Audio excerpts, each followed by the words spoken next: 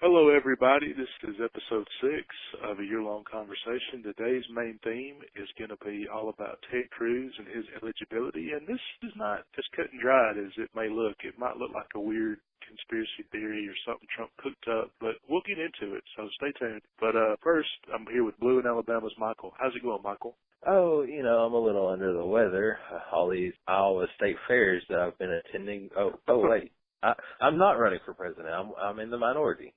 Yeah, I wonder how many of them have gotten deathly sick in Iowa. It's dog shit weather in the wintertime. Yeah, exactly. Wonder, I mean, like Rubio, he's about freezing his balls off coming from Florida for his whole life. And a quick reminder to our listeners out there that we've now got some YouTube videos up of our first 5 episodes. And in episode 5, there's a picture of Rubio at the Iowa fair, and he's flipping a burger. He looks like he's never held a spatula in his life. I mean, he looks like he's poking at it like a dead animal almost. Like he looks very, very out of his element. I'm actually surprised that Rubio did so well in Iowa. I'm surprised, but I'm even less surprised that Trump didn't do so great because neither of them are really Iowa material. Yeah. Right. I mean, Trump, he doesn't even own a pair of sweatpants. He doesn't even like loose meat sandwiches. He doesn't even know how to get to a Walmart. I mean, they're just definitely not Iowa people, really. I think the biggest takeaway from Iowa for me, I called it. Trump did not win.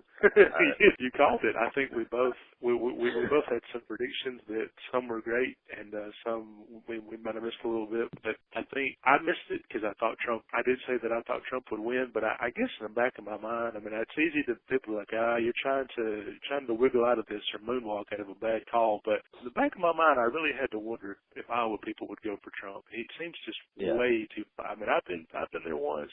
These are earnest, wholesome people, and I couldn't wait to leave. I couldn't wait to get out of that state. And I think Trump, he doesn't seem. I just could imagine that. I don't know. He doesn't really seem like he would jive well with the crowd. He's got the hot supermodel wife. He flies in on the $1 billion jet. At the state fair, he gave kids free helicopter rides in his private. He gave a $1,000 suit. Very brash, outspoken, and I don't know. I guess I'm not totally surprised that he didn't win Iowa, and I was kind of hoping that there would be an upset and it'd be somebody besides him or Ted Cruz, because I mean Iowa's a strange state. Ben Carson's a strange guy. In that sense, Carson does make sense. I guess I was mostly pulling for Trump because I just really don't like Ted Cruz. I can't stand him. Yeah, I don't know of anybody that does like Ted Cruz, to be honest. I'm pretty sure his dog is on the fence. His dog's tried to run away about 12 times, and they keep literally on the fence and trying to escape. Yeah, trying to get away. And one of the funny comments I saw on social media was when Ted won, they go, he'll be out to give his acceptance speech just as soon as he can convince his daughter to give him a hug. But I mean, nobody likes him. And I saw a quote from Mark Cuban after the Iowa win or whatever, where Mark Cuban said, I'm ABC, anybody but Cruz. Yeah. Tech billionaires don't like him. His colleagues in the Senate don't like him. And only Ted Cruz could make that sound like a good thing, by the way. He's trying to spin this into like, you're right, I'm not the popular guy. And he's trying to make it like a positive that nobody, like, if your coworkers hated you, you think you get away with that at your job? You go in front of your boss, like, it's a good thing my coworkers hate me and nobody wants to work with me. Exactly. I mean, any job as a senator, do you think you could spin that as a good thing? Especially running for president, you're wanting to try to get things done. It's like, oh, well, Republicans hate me, Democrats hate me, and I'm going to get a lot of things done. Really? Yeah, and his whole campaign rhetoric is basically that he doesn't care to get anything done. He slammed Donald Trump, saying Donald Trump said he would make deals. If you want a guy who makes deals with Democrats, it's like, oh, you mean like governing, like legislating, governing? Yeah. You feel like the Republicans are in a race to see who can be the conservative Bernie Sanders. Bernie's got it all to himself right now. He can be the conservative Donald Trump. He can be the conservative Ron Paul. He can be the conservative Ted Cruz. I mean, he's kind of got it all to himself. But Ted Cruz, I mean, I guess he'll be the main thing. We can get into him into a minute, but I guess for now we got to talk about all these dropouts because quite a few. I think we nailed it with O'Malley. We both said he would drop out no later than South Carolina, and I really expected him to drop out. After Iowa, not Iowa night, like not the night of Iowa, like the second the vote comes in, and he. And I mean, but it was. I felt bad for the guy. I really did, because O'Malley's not a bad guy at all. I mean, he's not a. I mean, people are making fun of him. He's not a bad guy, but he's certainly a bad candidate because when you have, I think most of his fans were just Bernie Sanders fans that had died on the bleachers and they couldn't get up to move during the Bernie Sanders caucus. They showed empty chairs after empty chairs. He changed his campaign song to The Sound of Silence. You know, like it was rough. It was a rough time for him. No, I mean, if there's anybody that's upset about Martin O'Malley, it's me. Like I said, that was my guy. He was my guy. I like an underdog, I guess. Yeah. Now Bernie, he's claimed the mantle of underdog, and really it was O'Malley all along. Yeah, it really was. $1 million in January. I think O'Malley got $20 from his wife or something. I don't know that. Yeah. I don't got know to pay that back now. Yeah.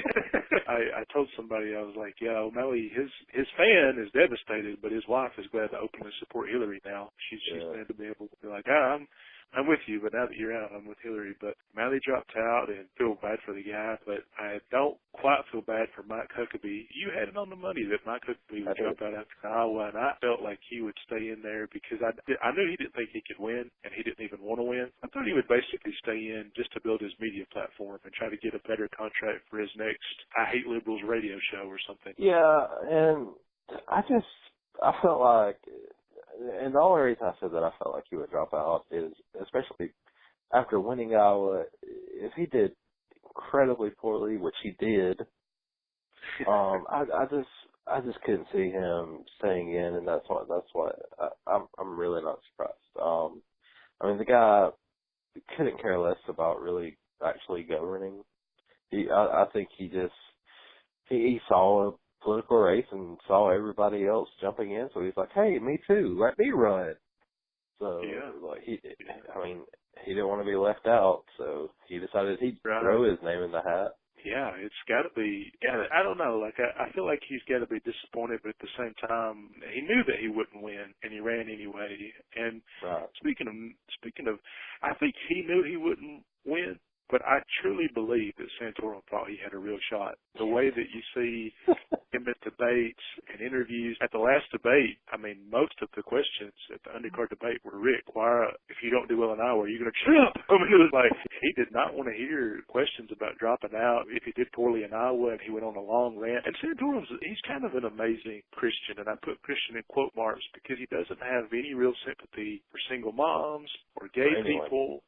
Or poverty-stricken people. There are people who, he talks about his daughter having all these medical problems, but what about people who are not millionaires? You know, how do they pay for their health insurance? I mean, he doesn't have any real sympathy for the sick, the poor, the needy, the different, the gay. I mean, but at the same time, he has a lot of sympathy for himself because he went on a long rant about the way he was being treated in the media and the way that they do their polling. I mean, of course, this is the last of America will ever hear of him because that was last undercard debate, and he dropped out after Iowa, so that's the last we'll see of him. But I thought, isn't that the perfect, closing image of Santorum? Red-faced and screaming about himself and all the injustices that are being brought on himself, you know. Finishing literally dead last in the polls. Yeah, it was a real nail-biter between him and Uncommitted. I mean, it really Uncommitted vote, that was the real horse race of the polls. And then Jim Gilmore, I mean, he was fighting his way to zero pretty much the whole time. He was like, I'll get to that 0%. I think he was at a -%, but he's still in the race, amazingly. And at Iowa, he had literally 12 people that voted for him in Iowa. Yeah. Literally 12 people. The Huffington Post interviewed one of them. If you could interview each person that voted for you and it wouldn't even be enough people to fill up Huffington Post for an hour, they post more articles in an hour than they could do interviews with the people that voted for you. I think at Iowa, Donald Duck might have outpaced Jim Gilmore, but Gilmore's like, I'm going on to New Hampshire, and I'm like, right, because a redneck from Virginia is going to be real well in New Hampshire versus Iowa or South Carolina. You know, I don't know. It just seems like I don't know why he wouldn't go straight to South Carolina. I don't know why he wouldn't go straight home.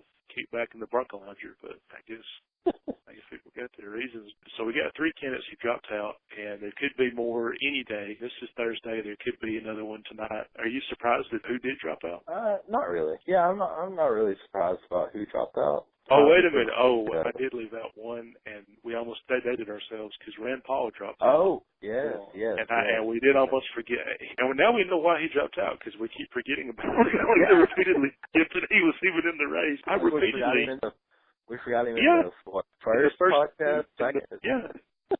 Because we had to mention him in the third podcast because he received 0 mentions in the first 2, and now I literally said 3 people would drop out, and I'm like, when you think about Santorum and Huckabee over Rand Paul, that's bad. But I think that is. I think Rand is a case, and I've been saying this for a while, where the middle ground is really quicksand. Because the reason we remember a Santorum or a Huckabee is because they're so awful. Like, they're so awful, they're so backwards, they're so conservative. The reason that we might remember a John Kasich or something is because they're trying their best to appeal to moderates, or we remember Donald Trump because he's loud and abrasive. So they've got these big personalities in the race, and it's easy to remember them. But Rand he's not really a big, compared to the others in the race, he's not really a big personality. He's not really, awful. He's bad on some things, but compared to the rest of the 17 that they started out with, he's probably in the top tier, which is saying something. But I think it's one of those cases where he's not bad enough that we really remember him, and he's not loud enough that voters remember him, and it's just kind of he was too moderate to really get his bad Ron Paul's fan base, but he was too extreme to really get any kind of real money from the establishment. So it's kind of the middle ground is quicksand. Yeah, he's just one of those candidates that's just too, I don't know, he's not crazy in every aspect. I feel like when you're either full crazy, but he's only half crazy. What was interesting, the very last debate that they had, he gave a really good answer about drug policy and over-policing and minority issues when it comes to the war on drugs. And Fox News moderators, they couldn't wait to get to a commercial break. They practically ran to a commercial break.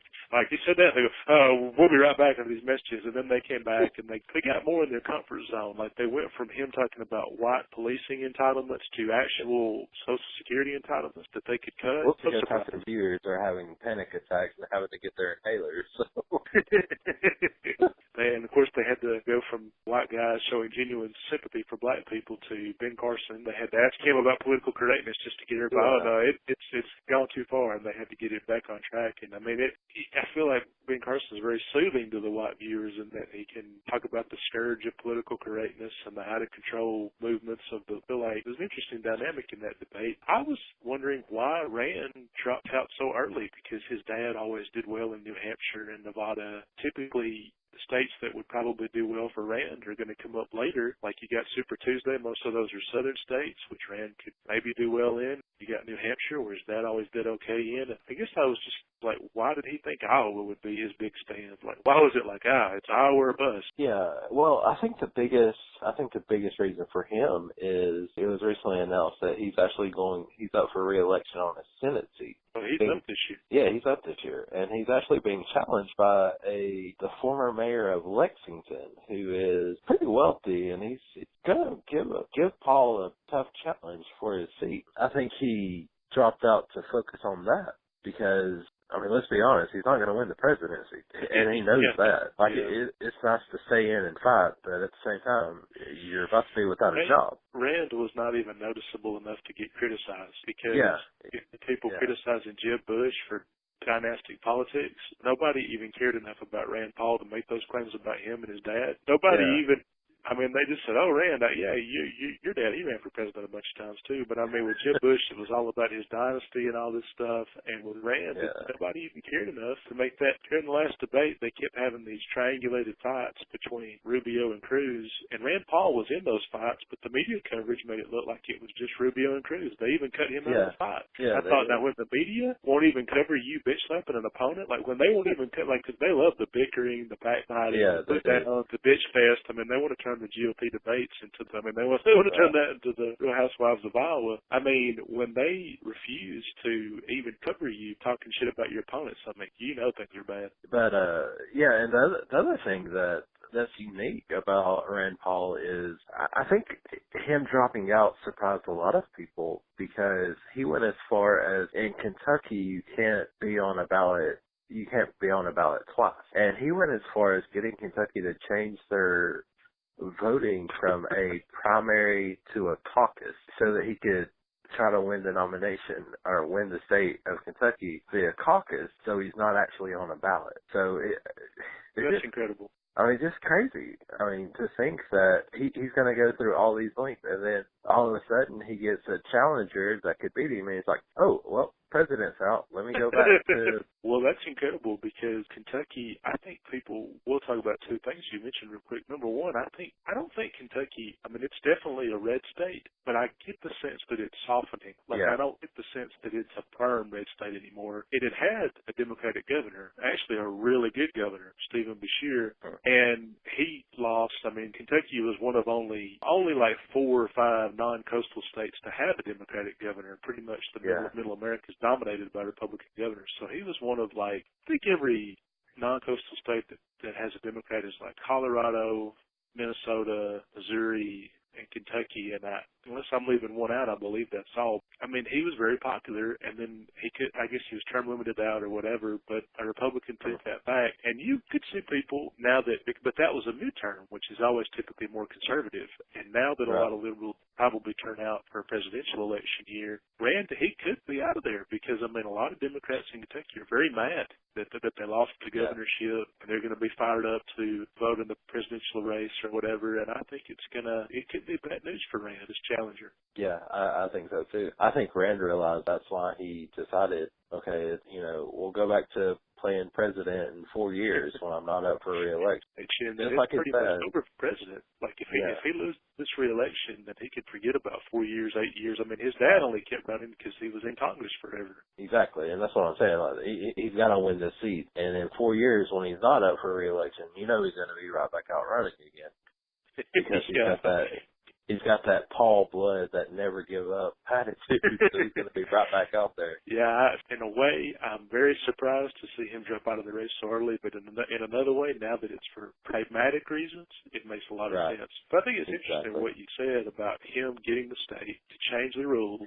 do a caucus so that he would technically be on 2 ballots. So they do a caucus for him, and they do a ballot for his Senate seat. Now, this feels like an awfully sneaky runaround for somebody who's supposedly a strict constitutionalist. Him and his dad are Mr. Constitution, Mr. You got to follow the rule of law for the Constitution. Rand famously filibustered to get the Patriot Act temporarily. And, I mean, the things we really like about it, such as standing up for government surveillance and trying to get Patriot Act overturned and talking about NSA wiretaps gone rogue, and, I mean, really standing up to the military-industrial complex. And now the new people haven't even started calling it this yet, but the surveillance industrial complex, the information industrial complex. And I think that's the things that we really like about the Pauls. And but it is unusual that he's such a strict constitutionalist about some things, but when it comes to benefiting him, like changing the state from a primary to a caucus, he doesn't have any problems bending those rules.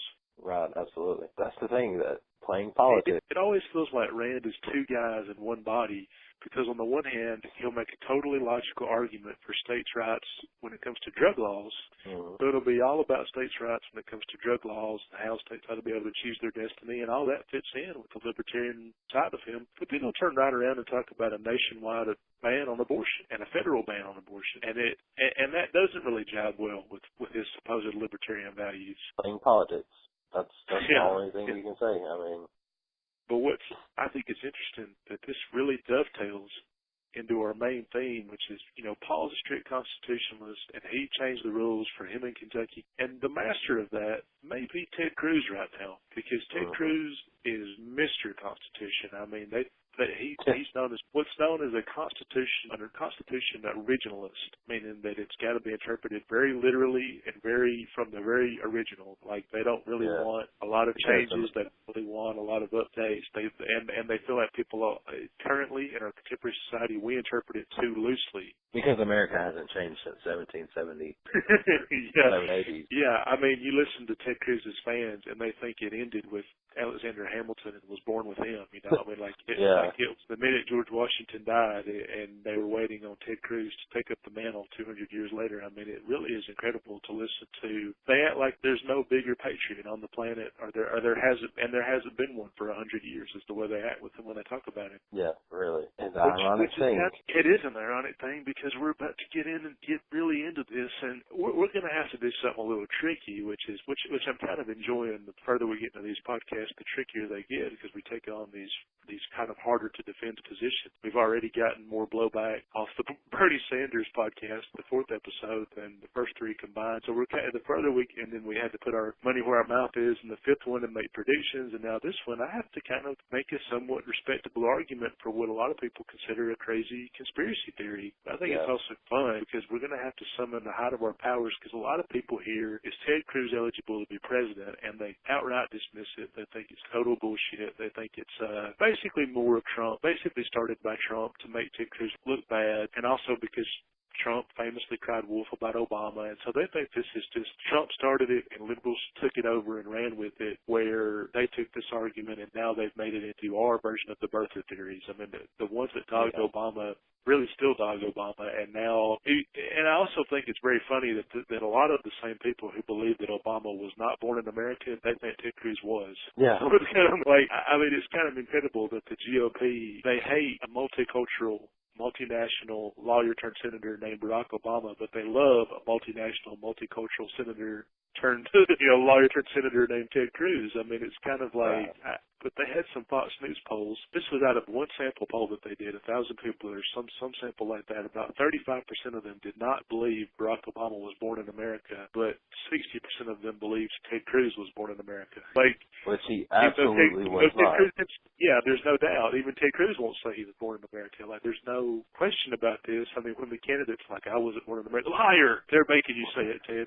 We know you're a real patriot. But Obama was born here, and they don't believe him. Ted Cruz was not born here, and they don't believe him. So it's kind of, people are playing really fast and loose with the facts. Just to kind of summarize this for people that maybe feel like this is X-Files, hokum, or, I mean, because we're not conspiracy theorists. Like, we're not truthers, and we're not birthers, and I don't believe people say Bush was behind 9/11. I'm like, that seems too confident a plan for him. I don't know if I don't know if Bush is capable of being behind something that elaborate. It doesn't seem like he would have the capacity to do that. So we're not really conspiracy guys, and this isn't really a conspiracy because it's really more a matter of the law. It's not hokum, and it's not Bat Boy, and it's not Roswell. This is really just a matter of how you interpret the law. And Alan Grayson, the Democratic congressman, a great Democrat. I mean, now that Anthony Weiner and Spitzer and Edwards and all them have been thrown out of the party, I really think Alan Grayson is a real star in terms of the Democratic Congress. I agree. Yeah, he's great. But he's a House Representatives guy, and he's running for Senate. But he says if Ted Cruz is the nominee, he plans to sue it and question his eligibility.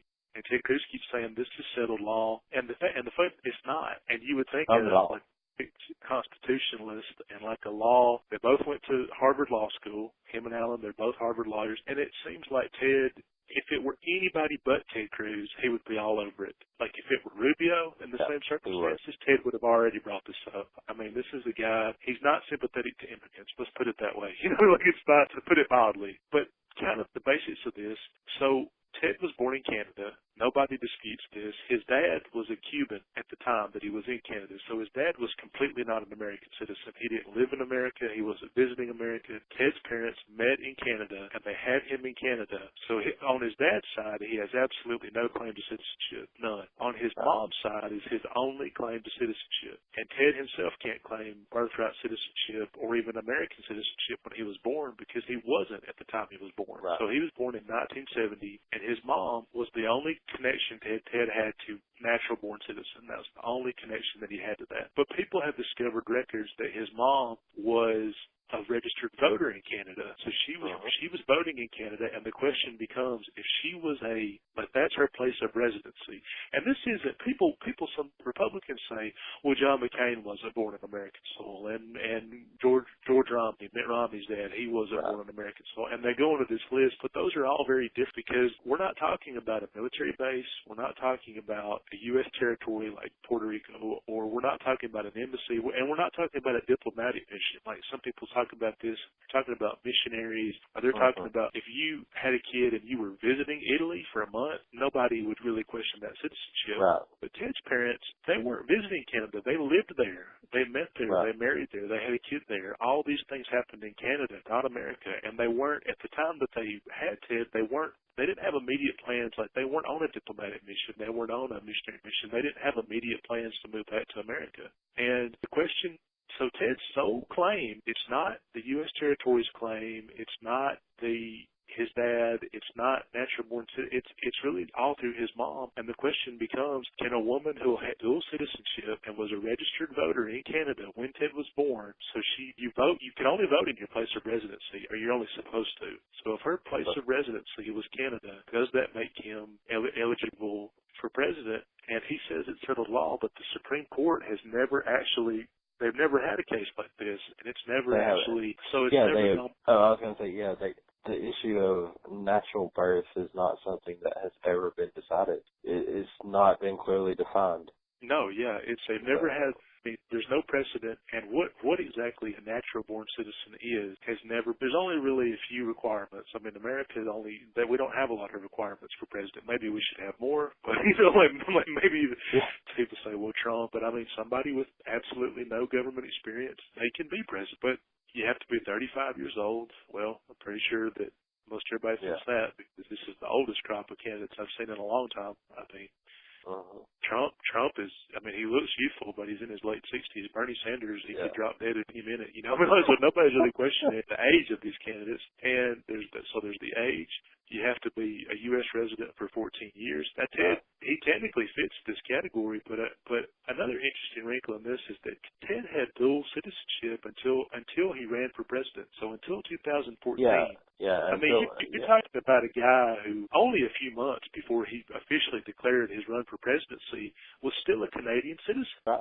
I mean, and look, think about that. A United States senator was a Canadian citizen. Yeah, I mean, he had dual citizenship, and nobody is saying that dual citizenship is bad or whatever, but I mean, he had Canadian citizenship first, and then American citizenship because he was born in Canada, born in a Canadian hospital, Canadian Cuban father and a mother who lived there at that time. I mean, he had no real need for American citizenship at the time he was born. So it's pretty incredible. And you know he only gave up Canadian citizenship because he was running for president. That's the only reason. There's no other reason to do that. And so he had dual citizenship. So the question of, did he live here 14 years and all this? Well, he did live here. He was a resident, but at the same time, he did have dual citizenship. And then the third thing, which is where we're the question mark, a natural-born citizen. And the problem is that that's a deliberately vague term. So it's like, I mean, we're kind of parsing through the Constitution, and I think a lot of conservatives now, they treat the Constitution like the Bible. I mean, it's their Bible, and it's a secondary Bible, and as you know, the Bible,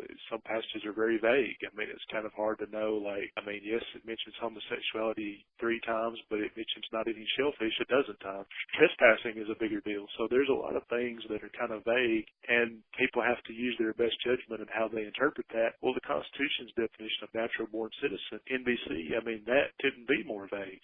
It's never been really defined, and I think it's just never come up before. I mean, there's never been and it may not come up now because Ted Cruz, I mean, we're both saying Rubio is probably going to get the nomination. I think there's still a dark horse chance of Trump or something. I don't really truly think Ted Cruz will be the nominee, but if he was, this has never been settled, and Donald Trump saying, well, Ted's got to go out and he's got to get a declaratory judgment. The Fox News audience was practically booing him when he said that. The moderators were saying it was dirty pool, but at the same time, he's not wrong. He's not at all. In this case, I mean, Trump's wrong a lot, but this is a rare cat. It's funny because the more wrong he is, the more celebrated he is on the Fox News stage. And then the few things he's been right about, like blaming Bush for the Iraq War and a few things like that, he gets booed. In this case, though, he's absolutely right, and people are treating it like that. I think some of it is because it seems like it's just pure politics, and it is pure politics. I don't think Trump would give a shit if Ted weren't. You know, if Ted didn't win Iowa, I don't think he'd really care. But and Trump, how great was it? A couple of days before he lost Iowa, he called Ted Cruz an anchor baby. I love it because it shows what a jackass Trump is. But it's also great to see Ted get some of his own medicine. I mean, this is a fucking guy. He's shown absolutely no sympathy for immigrants. I mean, this is one of those people who I feel like when somebody overcompensates, like a lot of the most homophobic people, Santorum are really gay. You know, it's like when somebody like overcompensates. I hate them immigrants. Pass me the fries and gravy, please. You know. He's Canadian, so it's like he's got these, and I just feel like he's overcompensating, and that's why. And it was kind of joy to see the anti-immigrant wave wash over him, and he deserves it. Yeah, and I think the thing that kind of people look at it kind of in a joking matter as far as Trump saying it is when they ask, you know, why are you bringing this up now? when he first brought it up, and Trump was like, well, because he's actually doing good. I mean, just at least he's honest. Yeah, but I mean, just the way he kind of says, if he sucked, I wouldn't be talking with him. But now that he actually has a shot to win, I'm going to talk about it. And I think that's one reason people think that it's just another political issue that's not a big deal. It's just Trump trying to win. And that's why a lot of people kind of look at it and kind of just say, well, this is some conspiracy theory and we're not going to buy into it. Along with the fact of Obama's issue that he brought up years ago. So, sure. I mean, I think all of that ties into why people are looking at it and kind of just brushing it off as just another cut and dry conspiracy theory. It's been settled, whatever, but it's not at all settled. The idea of a natural born citizen has never been ruled on. And it is kind of like the boy who cried wolf. I mean, Trump, because when they asked him during the Fox News debate, and Neil Cavuto, I swear, Ted Cruz must be paying him or something, because the guy, every question he asked Ted is such a softball. Yeah. During the last debate that Trump didn't show up, no wonder Ted thought the questions were rough, because it was the first one that Neil guy hadn't moderated, because every question from Neil was such a softball, and I mean, he thought, oh, these questions are rough. They're not from my soul friend. Yeah. But Neil, he did make it seem like it was pure politics and thought Trump was playing dirty to bring it up. But really, Trump would be a hypocrite not to bring it up. He really was. It's pure citizenship. This is Obama is a counterfeit Kenya. I mean, really, probably one of Trump's most disgusting platforms is this idea that Obama is not American and not eligible. I mean, it's like he's been president for 8 years. What do you want to do? Take a time machine back and be like, oh, those last 8 years they didn't count because he was ineligible. Like, what do you think you go? Like, even if he by some miracle the hospital in Hawaii, he's like, it was all made up, Trump, and that's and it was that would never happen. I don't want to give like truthers, birthers out there a false hope. I don't want to give them a false hope because they'll cling to anything, Michael. I mean, any scrap of evidence they can find. But even if that happened, the last 8 years, they can't be put back in a bottle. I mean, you're not going to get a time machine. I mean, he's been president. His term's almost over. Like, well, hoping to prove. But I do think that if he had not brought up Cruz's citizenship, he would be a hypocrite, because he's done this to Obama, he's done this to Mexicans, he's done this to Muslims, he's done this to everybody. He's Mr. America's the most exclusive nightclub in the world, and you have to do this, and this to get into it. I mean, he's got these outrageous standards, and there to the left of it on the debate stage is a guy who might not even be eligible to be president. Right. And Cruz just packed him up on everything he's saying. At a certain point, Donald's like, I don't think I've ever seen your green card. It's I don't know. Yeah. So in a way, it is the boy who cried wolf, and it does seem like just more bullshit from Trump. Another way, if he didn't bring it up, I would think less of him, because he's brought it up for everybody else. I never thought, on a liberal podcast, we would have to come up with a reason to think less of Trump. Yeah, I mean, that time he picked Omarosa over Nene Leakes, what was he thinking, I mean, exactly. Celebrity Apprentice. Yeah, that time that he picked Gene Simmons over Ryan Seacrest, I don't know what he was thinking, but yeah, Trump, he's made many questionable decisions. When I see Trump now, I kind of wish I could take a time machine back to my 15-year-old self and be like, you really shouldn't care who wins The Apprentice, because the guy who picks the winners is really an idiot. Like, it should really, like, it's his judgment is impaired. Yeah, we don't need a reason to think less of Donald Trump, but we do. It's like, but we do have to search for reasons to defend him, because he's so despicable. I mean, he's so like indefensible in so many ways. But this is one of those things where he's saying it, and I know people say it's just politics on his side. He's just trying to stir up his anti-immigrant base. But on the left-wing side, you've got Alan Grayson, you've got different Democratic people, and I think Democrats have been too quick to dismiss this. Debbie Wasserman Schultz, big-time congresswoman out of Florida, right beside Alan Grayson's seat, she basically dismissed this as bullshit, and Alan Grayson just said, I wish the Democratic Party would dismiss her. Well, yeah, Alan Grayson, he was just like, what she said was, she goes, well, I haven't spent any time looking at this, but I know Ted Cruz is eligible, and he goes, how can you know if you haven't spent any time? If you think I'm just making it up? But he basically was saying, I'm a Harvard Law person, and I've looked this up and I've done the research, and you haven't spent 5 minutes thinking about this. And I think Democrats sometimes, they don't think like Republicans, so they take the high road every time. They don't look for ways to play dirty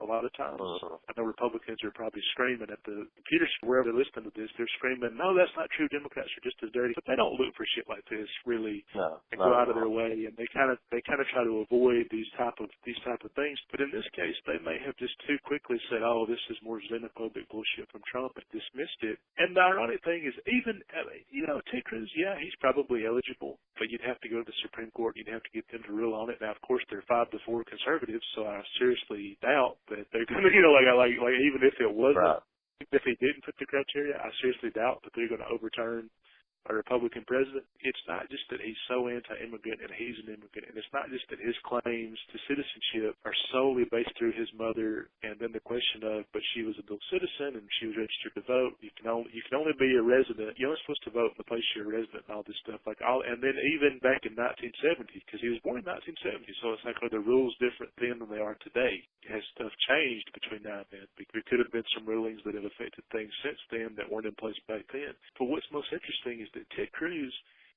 as we talked about him a few minutes ago, he's a constitutional originalist. He believes in a very literal interpretation of the Constitution. He would not be for this if it were literally anybody. Like, under his own originalist standards, he would not pass muster. Current Supreme Court and to most legal organizations and to most people who would be like, yeah, he fits. But to him and himself, he would not fit. So under his own standards are probably the only standards he would not meet. Which is the, I guess, kind of like I talked about with Rand. He's doing, basically interpreting it this way because it's going to benefit him. The same way that Rand Paul turned around and got Kentucky to change their primary from a primary to a caucus because it would benefit him. They're playing politics to their own benefit and not worrying about, they want to say they're strict constitutionalists, but neither one of them really have that claim when they're doing things like this. What Cruz is doing is interpreting the Constitution in his own way. Yeah, we know Ted Cruz is really Canadian because during the debates, he'll be like, I love Donald Trump, I respect Donald Trump, but let me tell you why he's awful. Like, he's so polite when he puts somebody down. He's like, I've never said a bad word about Donald Trump and his horrible New York values. He's so passive-aggressive. He's definitely not Texan, because I think a Texan would be like, Trump's full of shit. I mean, he's definitely Canadian because he's so passive-aggressive. And he finds different ways to humble brag, and I mean, and he's like, I know Jeb Bush. Jeb Bush is a good friend, but I'd rather vote for a piece of shit over Jeb Bush. He just finds those ways to make it seem like he's not insulting you, even though he's giving you a horrible put down. So I think that's very Canadian of him that way. But I also, do you think? I mean, we'll close out on this note. Do you think this is going to affect him at all? Because it doesn't. It's kind of incredible that people don't care. I mean, the Republicans have become the anti-immigrant party, and they may now be led by an immigrant. I mean, it's really kind of incredible. Honestly, I don't. I think I don't see. I mean, we talked about Alan Grayson and a few others, but I don't see anybody really pushing this. And even if they do, I can see the Republican Party just kind of blowing it off and just kind of looking past it and basically saying that the Democrats are attacking them and trying to. The funny thing, and we can bring this full 60 back to what we were saying, was when Ted Cruz was bragging about how unpopular he is among, he's Mr. Anti-Establishment. Yeah. When his eligibility is contested, he might wish he had more friends in the establishment. He might wish he'd not gone out of his way to piss everybody that he works with in Congress off because, we saw Anthony Weiner. I think if it were somebody else, they would have defended him, but the fact that he didn't have a lot of friends inside the Democratic caucus didn't help his case any. And I think we've seen politicians who people say, what's the difference between Anthony Weiner and David Vitter? David Vitter was well liked by his party. Yeah. And it's the case, like, when you get in trouble and you don't have any friends, you might wish you'd been a little more of an establishment guy. You might wish that you hadn't have made it a point of pride that your coworkers hate you. And the fact that you've got every person in the Senate back at anybody but Cruz, ABC, anybody but Cruz, it makes me think that if this really got him in trouble down the road, I don't know that he would have a lot of friends. And the Republican Party, you're right in that their first instinct is to close ranks, and their first instinct is to be like, it's Democrats, it's liberal media, it's all this bullshit. But in Ted's case, if they felt like this could cost him the nomination and give it to Rubio, I think they'd be like, this requires some more investigation. Like I feel like they would almost entertain this just to get rid of this guy. I completely agree with you. You've seen establishment Republicans for a year. They've been talking about the evils of Donald Trump, and now that Ted Cruz could be the nominee, it's like, Trump's not such a bad guy. Like it's amazing that Ted Cruz is the one guy who could make Karl Rove or somebody be like, that Trump guy, I like the cut of his jib. That Trump. That Trump. Some ideas of it's kind of incredible. I don't think it has hurt him at all in the primaries, which is truly incredible and amazing. And they said too with Trump, his number one position among Iowa voters, like his most popular position, it wasn't economics, it wasn't foreign policy, it wasn't any of the stuff that he is either a self-proclaimed expert at, or that I might like some of his Iraq War stuff that he says, and some of his foreign policy stuff that he said, but it wasn't any of that. It was immigration. That was his number one policy. Was immigrant. Of course, Iowa, a state that has 5 Mexicans.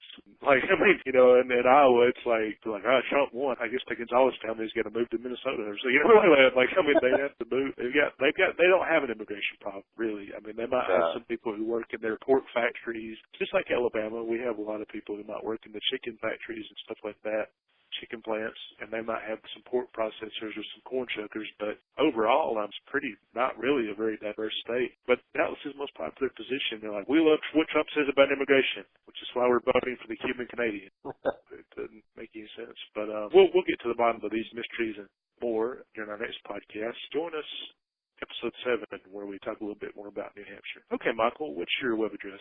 blueinalabama.wordpress.com. Okay, and of course you can find me at Alabama Liberal. Okay, thanks for listening, everybody.